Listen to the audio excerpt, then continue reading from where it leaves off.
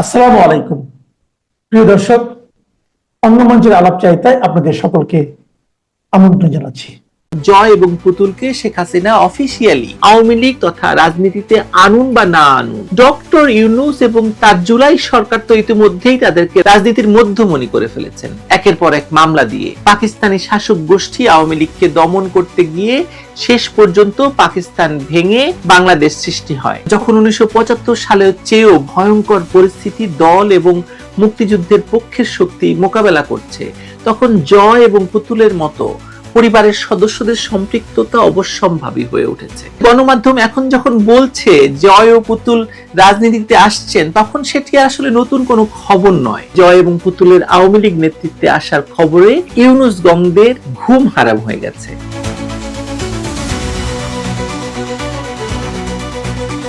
বাংলাদেশের রাজনীতি গত এক বছরের মধ্যে এমন এক অচল অবস্থায় গিয়ে দাঁড়িয়েছে যা স্বাধীনতার পর থেকে বিরল। 2024 সালের জুলাই আগস্টে বিদেশি শক্তির অস্ত্র এবং অর্থ শক্তির পৃষ্ঠপোষকতায় একদল সন্ত্রাসী আওয়ামী লীগ সরকারকে ক্ষমতাচ্যুত করার পর থেকে দেশের রাজনৈতিক প্রেক্ষাপট পাল্টে যেতে শুরু করে। শেখ হাসিনা দিল্লিতে অবস্থান করেন, মানে শেখ হাসিনাকে দিল্লিতে পাঠিয়ে দেওয়া হয় এবং সেখান থেকে তিনি অনলাইনে নেতাকর্মীদের সঙ্গে নিয়মিত যোগাযোগ বজায় রাখছেন, দলের ভেতরের কার্যক্রমও ভার্চুয়াল ভাবে পরিচালনা করছেন। কিন্তু দেশের ভেতর আওয়ামী লীগের কার্যক্রম নিষিদ্ধ করে কার্যত দলটিকেই নিষিদ্ধ করা হয়েছে। নির্বাচন কমিশনের দলটির নিবন্ধন স্থগিত রয়েছে এবং দলটির 4 লাখের বেশি নেতাকর্মী এই মুহূর্তে গ্রেফতার হয়ে কারাগারে আছেন। কয়েক লাখ নেতাকর্মী পালিয়ে বিদেশে আশ্রয় নিয়েছেন, বাকিরা দেশের ভেতর আত্মগোপনে থেকে বাঁচার চেষ্টা করছেন। এই কঠিন পরিস্থিতির মধ্যে আচমকা শেখ হাসিনার ছেলে সজীব ওয়াজেদ জয় এবং মেয়ে সাইমা ওয়াজেদ পুতুলকে রাজনীতিতে টেনে আনার খবর ছড়িয়ে পড়ায়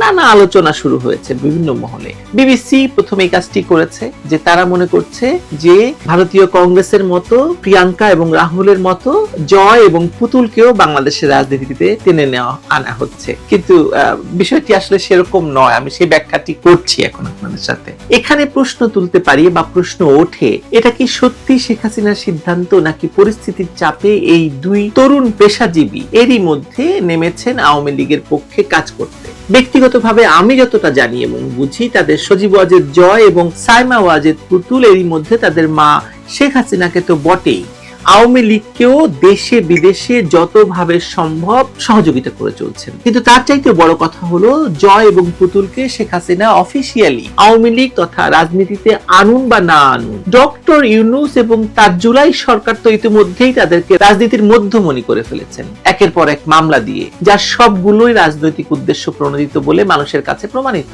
আওয়ামী লীগকে নিষিদ্ধ করার সঙ্গে সঙ্গে তাদের বিরুদ্ধে হত্যা এবং দুর্নীতির অসংখ্য মামলা দায়ের করার মাধ্যমে ইউনূস সরকার কার্যত এই দুজনকেই রাজনীতির প্রতিপক্ষ বানিয়ে ফেলেছে। যদিও তারা আনুষ্ঠানিকভাবে দলীয় রাজনীতির সঙ্গে ছিলেন না, অংশ ছিলেন না, এখনো নেই তারা, কিন্তু তারা তো কাজ করছেন। আর মামলা, দমন, পীড়ন এক অর্থে তাদেরকে একেবারে রাজনীতির ময়দানে ঠেলে দিয়েছে, যা হয়তো তারা নিজেরা করতে চাইতেন না এই মুহূর্তে। মানে তারা হয়তো এখনই রাজনীতিতে আসতেন না, কিন্তু ডক্টর ইউনূস এবং তার জুলাই সরকারের এসব কর্মকাণ্ডের পর তাদের না এসেও তো আর কোনো উপায় নেই। আওয়ামী লীগের ইতিহাসে দেখা গেছে যতবার দলটিকে চাপে ফেলা হয়েছে ততবারই তারা নতুন শক্তি নিয়ে ঘুরে দাঁড়িয়েছে। পাকিস্তানি শাসক গোষ্ঠী আওয়ামী লীগকে দমন করতে গিয়ে শেষ পর্যন্ত পাকিস্তান ভেঙে বাংলাদেশ সৃষ্টি হয়। 1975 সালে বঙ্গবন্ধু শেখ মুজিবুর রহমানকে সপরিবারে হত্যা এবং জাতীয় 4 নেতাকে কারাগারে হত্যা করে আওয়ামী লীগকে নিশ্চিহ্ন করার চেষ্টা হয়েছিল, কিন্তু দলটি বিপুল শক্তি নিয়ে রাজনীতিতে ফিরে আসে। এবার ডক্টর ইউনূস আওয়ামী লীগকে নিষিদ্ধ করেছেন, নিবন্ধন স্থগিত করেছেন, কিন্তু তাতেও দলটির জনপ্রিয়তা এবং প্রাসঙ্গিকতা কমেনি, বরং নতুন করে আরো দৃঢ় হয়েছে। 1 বছর পর দেখা যাচ্ছে বিচ্ছিন্নভাবে হলেও আওয়ামী লীগ কর্মীরা মাঠে নামছে, অনলাইনে তাদের কার্যক্রম জোরালো হচ্ছে এবং আন্তর্জাতিক মহলেও আওয়াজ উঠছে যে আওয়ামী লীগের মতো একটি ঐতিহাসিক দলকে নিষিদ্ধ করা গণতন্ত্রের বিরুদ্ধে কাজ করা এবং ডক্টর ইউনূসকে এর জন্য আসলে মূল্য দিতে হবে। এই প্রেক্ষাপটে জয় এবং পুতুলের ভূমিকা নতুন করে গুরুত্ব পাচ্ছে। জয় দীর্ঘদিন ধরে প্রযুক্তি, অর্থনীতি এবং আন্তর্জাতিক পরিমণ্ডলে কাজ করছেন। পুতুল নিজেকে প্রতিষ্ঠিত করেছেন জনস্বাস্থ্য এবং মানসিক স্বাস্থ্য ক্ষেত্রে আন্তর্জাতিক বিশেষজ্ঞ হিসেবে। তারা দুজনেই বিশ্বের নামকরা বিশ্ববিদ্যালয়ে পড়াশোনা করেছেন, পেশাগত ক্ষেত্রে দক্ষতা স্বাক্ষর রেখেছেন। শেখ হাসিনা সব সময় পরিবারের কাউকে অগণতান্ত্রিক ভাবে রাজনীতিতে আনার বিরোধী ছিলেন। কিন্তু আওয়ামী লীগ যখন অস্তিত্ব সংকটে, যখন 1975 সালের চেয়েও ভয়ঙ্কর পরিস্থিতি দল এবং মুক্তিযুদ্ধের পক্ষের শক্তি মোকাবেলা করছে, তখন জয় এবং পুতুলের মতো পরিবারের সদস্যদের সম্পৃক্ততা অবশ্যম্ভাবী হয়ে উঠেছে বা হয়ে উঠছে। আগেই বলেছি যে পুতুল ও জয় চাইলে বা না চাইলেও ইতিমধ্যে রাজনীতির সঙ্গে তারা জড়িয়ে গেছেন, জড়িয়ে পড়েছেন। তারা রাজনৈতিক পরিবারে জন্মগ্রহণ করেছেন, তারা বঙ্গবন্ধু নাতি নাতনি। ইউনূস সরকার তাদের নামেই মামলা দিয়েছে, ফলে তাদের রাজনৈতিক পরিচয় এক প্রকার তৈরি হয়ে গেছে। ফলে গণমাধ্যম এখন যখন বলছে জয় ও পুতুল রাজনীতিতে আসছেন, তখন সেটি আসলে নতুন কোনো খবর নয়, বরং বলা উচিত তারা ইতোমধ্যেই রাজনৈতিক পরিসরে আছেন, যদিও আনুষ্ঠানিক ঘোষণাটা বাকি। শেখ হাসিনা অনলাইনে দলের নেতৃত্ব দিচ্ছেন, আর এই প্রক্রিয়ায় জয় ও পুতুল নিয়মিতভাবে তৃণমূল নেতাকর্মীদের সঙ্গে যোগাযোগ রাখছেন। তার মানে তারা রাজনীতির বাইরে নেই, বরং ভেতরে ঢুকে গেছেন পরিস্থিতির কারণে। অনেকে আশঙ্কা করছেন আওয়ামী লীগের নেতৃত্বে পরিবারের সদস্যদের সরাসরি সম্পৃক্ততা বিএনপি, জামায়াত এবং ইউনূসপন্থী এই এনসিপি শিবিরকে আরো আতঙ্কিত করবে। বাস্তবতাও তাই। জয় এবং পুতুলের দায়িত্ব এখন স্পষ্ট। পুতুল শেখ হাসিনার জন্য ভাষণ লিখে দেন, অনলাইনে বৈঠকগুলো সাজান, দলের সাংগঠনিক বার্তা তৈরি করে দেন। হয়তো জয় আন্তর্জাতিক মিডিয়ায় দলীয় অবস্থান তুলে ধরেন, বিদেশি মহলের সমর্থন জোগাড় করার চেষ্টা করেন, অর্থাৎ তারা কার্যত দল চালানোর কাজে যুক্ত। আর তাই বিএনপি, জামায়াত, এনসিপি কিংবা ইউনূসপন্থীরা একযোগে আওয়ামী লীগ বিরোধী প্রচারে নেমেছে। তারা আতঙ্কিত কারণ জয় এবং পুতুলের আনুষ্ঠানিক রাজনীতিতে প্রবেশ আওয়ামী লীগকে নতুন উদ্যম দেবে, যা তাদের জন্য ভয়াবহ ফল বয়ে আনবে বলে তারা মনে করে। হয়তো এখানে একটি রাজনৈতিক বাস্তবতাও আছে। আওয়ামী লীগের সবচেয়ে বড় শক্তি হলো এর তৃণমূলের কর্মী বাহিনী, যারা ভয় ভীতি সত্ত্বেও দলকে টিকিয়ে রাখে বা রেখেছে। ইতিহাস বলে দমন পীড়নের যুগেও এই সংগঠন বারবার উঠে দাঁড়ায়, এবারও তাই হচ্ছে। আর যদি দলের শীর্ষ নেতৃত্বে শেখ হাসিনার সঙ্গে তার ছেলে এবং মেয়েও আনুষ্ঠানিকভাবে যুক্ত হন, তাহলে সেই শক্তি বহুগুণে বাড়বে, বেড়ে গেছে। কর্মীরা নতুন করে উৎসাহ পাচ্ছে, সংগঠনের মনোবল উঁচু হচ্ছে, আর প্রতিপক্ষের বিরুদ্ধে আন্দোলন আরো জোরালোভাবে গড়ে উঠছে। শেষ করার আগে আবারও বলি, জয় এবং পুতুলকে রাজনীতিতে আনার আসল কাজটি করেছেন শেখ হাসিনা নয়, বরং ডক্টর ইউনূস নিজেই। মামলার জালে ফেলে দমন নীতি চালু করে তিনি তাদের রাজনীতিতে ঢুকতে বাধ্য করেছেন। আওয়ামী লীগ যতদিন নিষিদ্ধ থাকবে, ততদিন এই দুই তরুণ নেতার উপর দায়িত্ব বাড়তেই থাকবে। ফলে গণমাধ্যম যেটাকে নতুন খবর বলছে, সেটা আসলে পুরনো বাস্তবতারই নতুন করে উচ্চারণ। জয় এবং পুতুল রাজনীতিতে আছেন, থাকবেন, এবং ইউনূস সরকারই তাদেরকে রাজনীতিতে প্রতিষ্ঠিত করে দিয়ে যাবেন বলে আমি মনে করছি।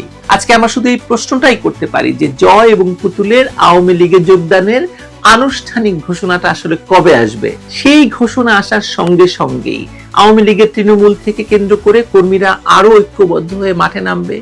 ইতিহাস যেমন প্রমাণ করে যে আওয়ামী লীগকে দমন করা যায় না, নিষিদ্ধ করলেও তারা আরো শক্তিশালী হয়ে ফেরে। আর এখন তো সেই বাস্তবতা উপস্থিত, যেখানে শেখ হাসিনা এবং তার দুই সন্তান বাংলাদেশে আওয়ামী লীগ এবং মুক্তিযুদ্ধের পক্ষের শক্তির রাজনীতির জন্য আরো বেশি প্রাসঙ্গিক এবং একটি রূঢ় বাস্তবতা। নিশ্চয়ই এরই মধ্যে জয় এবং পুতুলের আওয়ামী লীগ নেতৃত্বে আসার খবরে ইউনূস গংদের ঘুম হারাম হয়ে গেছে। অন্তত এদের সকলের যে অস্থিরতা সরকারের ভেতরে এবং বাইরে, বিশেষ করে আওয়ামী লীগের প্রতিদ্বন্দ্বী রাজনৈতিক দলগুলো বিএনপি, জামায়াত, এনসিপি, এদের ভিতরে যে অস্থিরতা আপনারা দেখতে পাচ্ছেন, এগুলো আসলে নিশ্চিত করছে যে আওয়ামী লীগ শক্তিশালী হচ্ছে, আওয়ামী লীগের শক্তি বাড়ছে। দেখুন কোথাকার পানি কোথায় গিয়ে দাঁড়ায়। তবে পরিস্থিতি দিন দিন যে খারাপ হচ্ছে, এবং সেই খারাপ পরিস্থিতিতে আগে যে কথাটি বললাম যে ডক্টর ইউনূস নিজেই জয় পুতুলকে রাজনীতিতে নিয়ে এসেছেন। সুতরাং এখন এইসব খবর কোনো মাইনে রাখে না। বাস্তবতা হচ্ছে তারা রাজনীতিতে ছিলেন,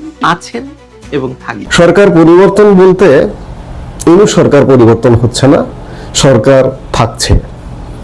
আমরা অনেকেই আলাপ আলোচনা করি যে ইউনূস সরকার দুর্বল সরকার, ইউনূস সরকার যে কোনো সময় চলে যাবে, ইউনূস সরকার পালানোর পথ খুঁজে পাবে না। এই কথাগুলো এখনো সত্যে পরিণত হয়নি। তবে যেটি বলছে যে ইউনূস সরকার দুর্বল, অবশ্যই বাংলাদেশের 54 বছরের ইতিহাসে এত দুর্বল সরকার আর হয়নি। গত 1 বছর যাবৎ বলছি ইউনূস সরকার যে দুর্বল, এই সত্যটাকে ইউনূস সরকার কোনোভাবে কোনো কার্যক্রমে এখনো পর্যন্ত মিথ্যে প্রমাণ করতে পারেনি। কিন্তু ইউনূস সরকার দুর্বল। এই দুর্বল সরকারকে যে ঝাঁকি দেওয়া, সরকারকে যে ফেলাই দেওয়া, এই ঝাঁকি দিয়ে ফেলানোর মতো ঝাঁকি ইউনূস সরকার এখনো পর্যন্ত অনুভব করেনি বা করে না, যার কারণে ইউনূস সরকার থাকছে এবং আরো জোরালো ভাবে থাকছে। ইতিমধ্যে শোনা যাচ্ছে যে বর্তমান যে সরকার, উপদেষ্টা পরিষদে একটা পরিবর্তন আসবে বা রদবদল আসবে। ছাত্রদের প্রতিনিধি যারা আছেন তাদেরকে সরিয়ে দেওয়া হবে তাদের দপ্তর থেকে। তাদেরকে সরিয়ে দিয়ে এমন হতে পারে যে নির্বাচন প্রস্তুতির জন্য তারা তাদের দলে যোগ দেবেন, তাদের দলে যাবেন। আবার কয়েকটি দপ্তরে যোগ হতে যাচ্ছে নতুন মুখ। খবর এগুলো বলছে আগামী মাসের মধ্যে, অর্থাৎ অক্টোবর মাসের মধ্যে এই পরিবর্তন হবে বলে বাংলাদেশের একটি গণমাধ্যমকে এ কথা জানিয়েছে সরকারি সূত্র। অন্তর্বর্তী সরকার এরই মধ্যে পরিবর্তনের প্রস্তুতি নিয়েছে। দপ্তরের দায়িত্বপ্রাপ্ত কয়েকজন বিশেষ সহকারীকে রদ বদলের বার্তা দেওয়া হয়েছে।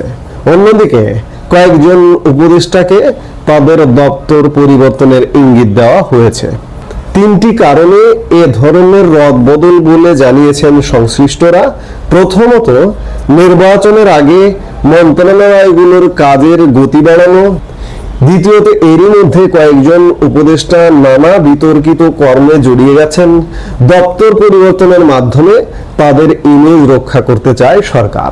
আবার কয়েকজন উপদেষ্টার কাজের চাপ কমাতে কয়েকটি দপ্তরে নতুন মুখ আনতে চায়। সরকার ঘোষিত 2026 সালের ফেব্রুয়ারিতে জাতীয় নির্বাচনের আগে ক্লিন ইমেজ নিয়ে দায়িত্ব ছাড়তে চায় বর্তমান সরকার। এরই অংশ হিসেবে রদবদলের উদ্যোগ বলে জানানো হয়েছে। উপদেষ্টা পরিষদে বর্তমানে 22 জন সদস্য রয়েছেন। তাদের হাতে 41টি মন্ত্রণালয়। তাদের মধ্যে 2 জনকে সামলাতে হচ্ছে 3টি মন্ত্রণালয়ের দায়িত্ব, মোহাম্মদ ফজলুল কবির খান ও শেখ বশির উদ্দিন। এর মধ্যে প্রথম জন সামলাচ্ছেন বিদ্যুৎ, জ্বালানি, খনিজ সম্পদ মন্ত্রণালয়, সড়ক পরিবহন ও সেতু মন্ত্রণালয় ও রেলপথ মন্ত্রণালয়। অন্যদিকে শেখ বশির উদ্দিন দায়িত্ব পালন করছেন বাণিজ্য মন্ত্রণালয়, বস্ত্র, পাট মন্ত্রণালয় এবং বেসামরিক বিমান পরিবহন পর্যটন মন্ত্রণালয়। এদিকে 2টি করে মন্ত্রণালয় সামলাচ্ছেন 10 জন উপদেষ্টা। সবচেয়ে বেশি 5টি মন্ত্রণালয় ও বিভাগ সামলাচ্ছেন প্রধান উপদেষ্টা ডক্টর মোহাম্মদ ইউনূস। তার অধীনে থাকা মন্ত্রণালয় ও বিভাগগুলোর মধ্যে রয়েছে মন্ত্রিপরিষদ বিভাগ, প্রতিরক্ষা মন্ত্রণালয়, সশস্ত্র বাহিনী বিভাগ, জনপ্রশাসন মন্ত্রণালয় ও ডাক, টেলিযোগাযোগ ও তথ্য প্রযুক্তি মন্ত্রণালয়। এদিকে অন্তর্বর্তী সরকারের উপদেষ্টা পদমর্যাদার বিশেষ সহকারী, বিশেষ দূত, হাই রিপ্রেজেন্টেটিভ রয়েছেন 3 জন। এ সংখ্যা আরো কয়েকটি বাড়তে যাচ্ছে। অন্যদিকে প্রতিমন্ত্রীর পদমর্যাদায় বিশেষ সহকারী রয়েছেন 6 জন। সিনিয়র সচিব পদমর্যাদায় বিশেষ সহকারী রয়েছেন 1 জন। প্রতিমন্ত্রী পদমর্যাদার সংখ্যা না বাড়লেও তাদের দপ্তর বদল হতে চলেছে বলে জানান সংশ্লিষ্টরা। সংশ্লিষ্টরা জানান, দপ্তর বন্টনে বড় ধরনের চমক থাকবে। কয়েকজন উপদেষ্টা ও প্রতিমন্ত্রী পদমর্যাদার বিশেষ সহকারীকে বড় মন্ত্রণালয় থেকে সরিয়ে দেওয়া হবে অপেক্ষাকৃত ছোট মন্ত্রণালয়ে। আবার বর্তমানে ছোট মন্ত্রণালয়ের দায়িত্বে থাকা উপদেষ্টা ও বিশেষ সহকারীকে দেওয়া হতে যাচ্ছে বড় দায়িত্ব। অন্যদিকে চমক হিসেবে থাকছে কয়েকজন নতুন মুখ। এদের মধ্যে কেউ কেউ বর্তমান সরকারের সঙ্গে কাজ করছেন, আবার কাউকে আনা হচ্ছে বাইর থেকে। বর্তমান সরকারের সঙ্গে কাজ করছেন এমন কিছু মানুষ আছে, যেমন সরকার বিভিন্ন কমিশন গঠন করেছে, এই ঐকমত্য কমিশন, এটা সেটা বিভিন্ন টাইপের কমিশন। এই কমিশনের মেয়াদ প্রায় শেষ হয়ে যাচ্ছে। এখন তাদেরকে তো ক্ষমতার কেন্দ্রে রাখতে হবে, প্রোভাইড করতে হবে। এই কমিশনের লোকজনকেও উপদেষ্টা পরিষদে যুক্ত করবার এমন পরিকল্পনার কথা শোনা যাচ্ছে। অর্থাৎ ইউনূস সরকারের এখন পর্যন্ত চূড়ান্তভাবে চলে যাবার কোনো পরিকল্পনা নেই, কারণ এখনো পর্যন্ত ঝাঁকি অনুভব করেনি। যারা সরকারের বিদায় চান, যারা সরকারের পতন চান, তাদের কার্যত দৃশ্যত এখনো ঝাঁকি দেবার মতো কোনো কর্মকাণ্ড পরিলক্ষিত হয়নি। অন্যদিকে যে জিনিস দিয়ে সরকারটি টিকে আছে, যে জিনিস বলতে মুখে অক্সিজেন মাস্ক লাগিয়ে যে সরকারটা টিকিয়ে রাখা হয়েছে সেনাবাহিনী এখনো পর্যন্ত ইউনূস সরকারের প্রতি সমর্থন অটুট আছে। এরই মধ্যে আজকে সেনাবাহিনীর ম্যাজিস্ট্রেসি পাওয়ার আরো 2 মাস বাড়ানো হয়েছে। এটি গতকালকেই চিঠি জারি করা হয়েছে, প্রজ্ঞাপন জারি করা হয়েছে। অর্থাৎ সবকিছু মিলে ইউনূস সরকারের এখনো যেভাবে বলছেন কালকে চলে যাবে, এখনো যাবার সময় হয়নি। ইউনূস সরকার, সোজা কথা, স্মরণকালের স্মরণাতীত ব্যর্থ সরকার, দুর্বল সরকার, ঝাঁকি অনুভব করছে না, নির্বিঘ্নে দিন পার করছে। নির্বিঘ্নে সব ইউনূস সরকারের যারা নেপথ্য শক্তি তারা সব দখল করছে। এই যে দেখুন, ছাত্র সংসদগুলো সব দখল হয়ে যাবে এবং ছাত্র সংসদগুলো দখল হবার পরে ইউনূস সরকারের আরো নতুন নতুন পরিকল্পনা আসবে। সেটি জাতীয় নির্বাচন কেন্দ্রিক। এই যে বললাম, জাতীয় নির্বাচন নিয়ে যে সংশয়, সেই সংশয় সন্দেহ আরো পরিষ্কার হতে পারে যদি না ঝাঁকি আসে। ইউনূস তুমি বিদায় হও, ইউনূস সরকার তোমার বিদায় হতেই হবে। এমন কোন ঝাঁকি যদি, জোরালো ঝাঁকি যদি না আসে, ইউনূস সরকার থাকবে এভাবেই নিভু নিভু করে বাংলাদেশকে ব্যর্থ করে দিয়ে থাকবে। কাজেই সরকার চলে যাচ্ছে এমনটা বলবার এখনো সময় আসেনি। সরকারে জাস্ট পরিবর্তন আসছে, পরিবর্তন আসতে পারে। এই মুহূর্তে এ পর্যন্ত। সবাই ভালো থাকুন, সুস্থ থাকুন।